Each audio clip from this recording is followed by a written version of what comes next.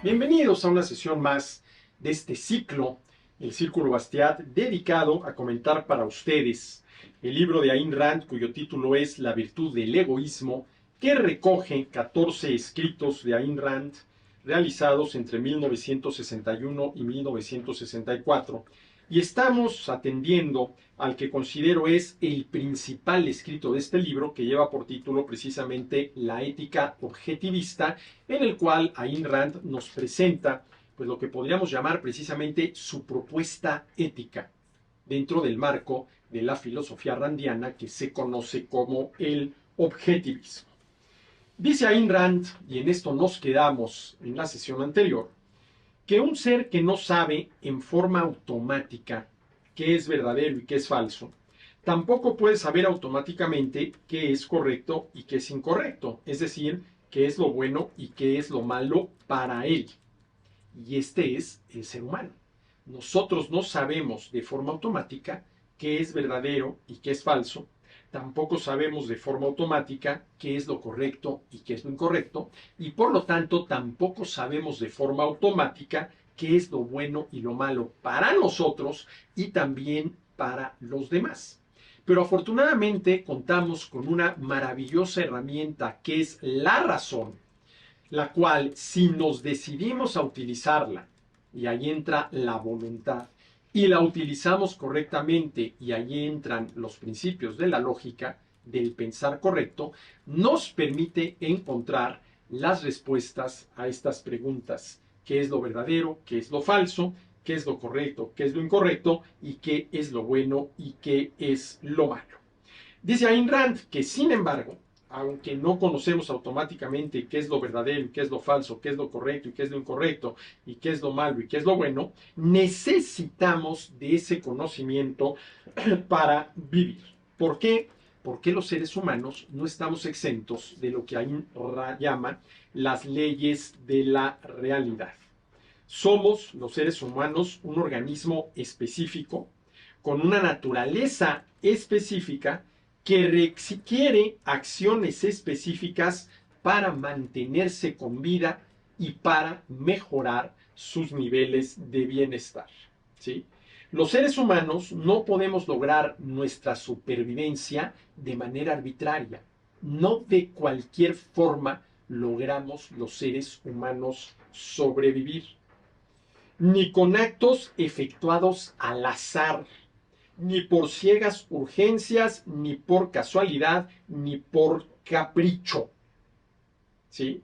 Es su naturaleza, la naturaleza de la persona, del ser humano, la que determina lo que requiere para sobrevivir, y esto no queda sometido a su arbitrio, ¿sí? Porque estamos sujetos a las leyes de la realidad. Hay una realidad a la que pertenecemos. Cada uno de nosotros, cada una de las personas, es una realidad con una naturaleza específica, ¿sí?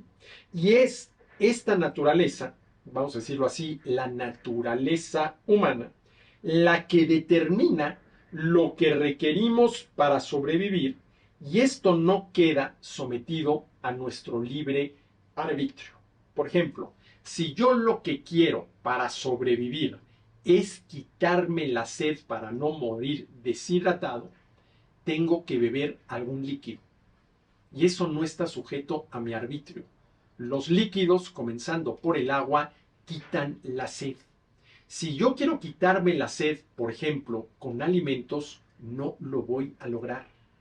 Por más que se convierta en un capricho mío, quiero quitarme la sed comiendo, o quiero quitarme el hambre bebiendo. No, el hambre se quita comiendo alimentos y la sed se quita bebiendo líquidos, en concreto bebiendo agua. Y esto forma parte de la realidad de las cosas, realidad a la cual estamos sujetos los seres humanos. Es nuestra naturaleza, la naturaleza humana, la que determina lo que requerimos para sobrevivir.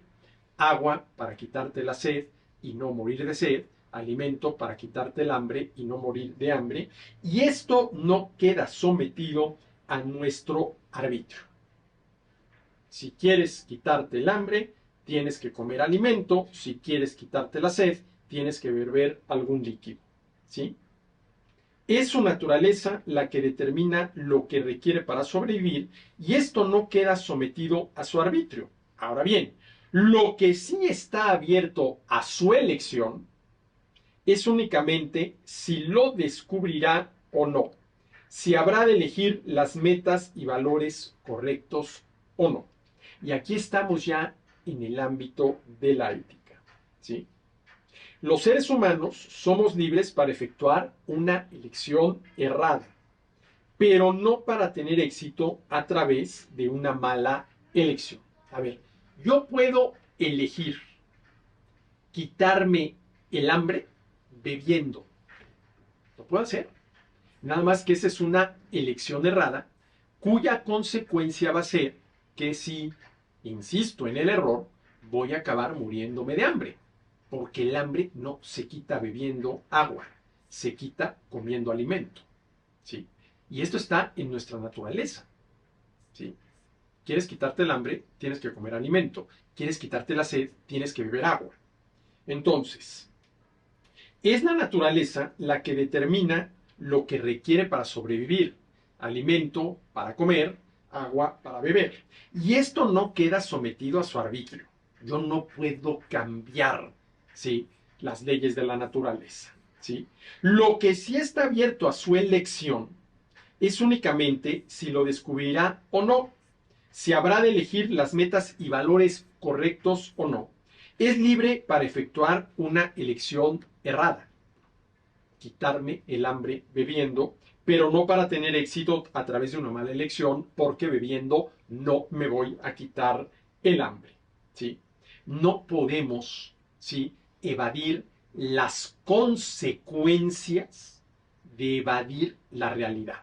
A ver, podemos evadir la realidad e intentar quitarnos el hambre bebiendo y quitarnos la sed comiendo. Pero lo que no podemos evadir son las consecuencias de evadir la realidad, ¿sí? El conocimiento es un instrumento de supervivencia antes que otra cosa. Conocemos que lo que quita el hambre es el alimento, que lo que quita la sed es el agua. Lo conocemos, lo sabemos, ¿sí? El conocimiento es un instrumento de supervivencia. Para una conciencia viviente, todo es implica un debe. Todo es implica un debe. Tengo hambre. Eso es. Es una necesidad que tengo. Tengo hambre. Por lo tanto, debo comer alimento. A esto es a lo que se refiere Rand cuando dice que el conocimiento es un instrumento de supervivencia y que para una conciencia viviente, como somos los seres humanos, conciencias vivientes, todo es implica un debe. Tengo hambre. Eso es un es. Tengo hambre. Debo comer alimento. Tengo sed. Eso es un es. Algo que es. Tengo sed. Debo beber agua. El hombre es libre para elegir no ser consciente, pero no es libre para escapar a la sanción que merece la falta de conciencia, su destrucción. A ver, si yo insisto en quitarme el hambre bebiendo agua y en quitarme la sed comiendo alimento, voy a acabar muriéndome o de hambre o de sed. Estaré provocando, y esto es a lo que se refiere Rand, mi propia destrucción. El hombre es la única especie viviente que tiene el poder de actuar para destruirse a sí misma. Y ese es el modo en que ha actuado a lo largo de la mayor parte de su historia. Los seres humanos somos la única especie viviente con el poder para destruirnos a nosotros mismos, ¿sí? Y dice Rand que ese es el modo en que ha actuado a lo largo de la mayor parte de su historia. Y para no ponerlo de manera tan drástica, tan extremista, ¿sí? El hombre es la única especie viviente que tiene el poder para actuar y destruirse a sí misma, podríamos decir que la persona es la única especie viviente que tiene el poder para dejar de mejorar y empezar a empeorar. Y esto tiene que ver, sobre todo, con, por ejemplo, las malas políticas económicas aplicadas por muchos gobiernos que impiden que los ciudadanos mejoren su nivel de bienestar y en muchos casos ocasionan que ese nivel de bienestar retroceda. Una mala política económica, y más que política económica, una mala institución económica que, por ejemplo, no reconozca plenamente, no defina puntualmente y no garantice jurídicamente los derechos de las personas a la libertad individual y a la propiedad privada, limita las posibilidades de un mayor bienestar. Y en una de esas, lo que hace es generar las condiciones para retroceder en materia de bienestar. Bueno, entonces, el hombre es la única especie viviente que tiene el poder de actuar para destruirse a sí misma. ¿Cuáles son entonces las metas correctas que debemos perseguir? ¿Cuáles son los valores? Y al hablar de valores ya estamos en el ámbito de la ética, que demanda nuestra supervivencia. Esa es la pregunta que debe ser contestada por, y fíjense cómo la llama Rand, la ciencia de la ética. Y esa es la razón por la cual el ser humano necesita un código de ética. ¿Cuáles son las metas correctas que debemos perseguir? A ver, ¿cuál es, digámoslo así, la meta de las metas o la meta con mayúscula que debemos perseguir los seres humanos? Nuestra sobrevivencia. Y todo aquello que, ojo, respetando los derechos de los demás, contribuya a nuestra sobrevivencia, y yo ahí le agregaría a elevar nuestro nivel de bienestar, es éticamente correcto. Siempre y cuando, insisto, respetemos los derechos de los demás. Porque, a ver, si yo quiero sobrevivir, para lo cual necesito disponer de los satisfactores indispensables para satisfacer mis necesidades, si yo pretendo sobrevivir, ¿sí?, robándole a los demás sus satisfactores y por lo tanto violando su derecho a la propiedad privada, pues esa no es la manera correcta, de entrada, éticamente correcta, de sobrevivir. ¿Cuál es la manera éticamente correcta de sobrevivir? Trabajar para, gracias al esfuerzo propio, disponer de los satisfactores que necesito para poder sobrevivir y mejorar mi nivel de bienestar. ¿Cuáles son entonces las metas correctas que debe perseguir el ser humano? ¿Cuáles son los valores que demanda su supervivencia? Y yo le atrevo, no sé por qué digo atrevo, y yo le sumo, ¿sí?, mejorar su nivel de bienestar. Esa es la pregunta que debe ser contestada por la ciencia de la ética.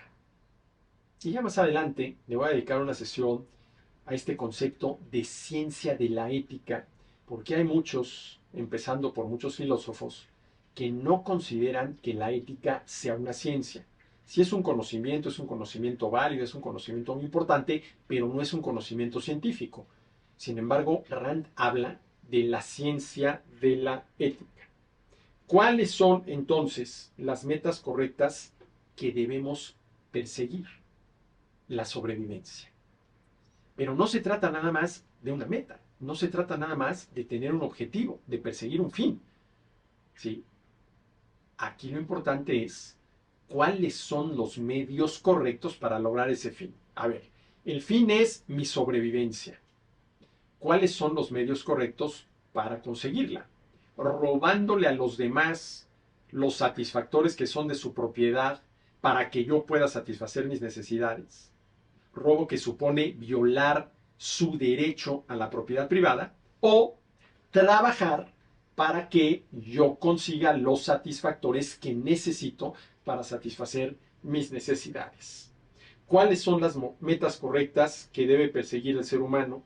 ¿Cuáles son los valores que demanda su supervivencia respetando los derechos de los demás? Esta es la pregunta que debe ser contestada por la ciencia de la ética. ¿Y cuáles son esos valores y virtudes? Es algo que ya veremos en próximas sesiones.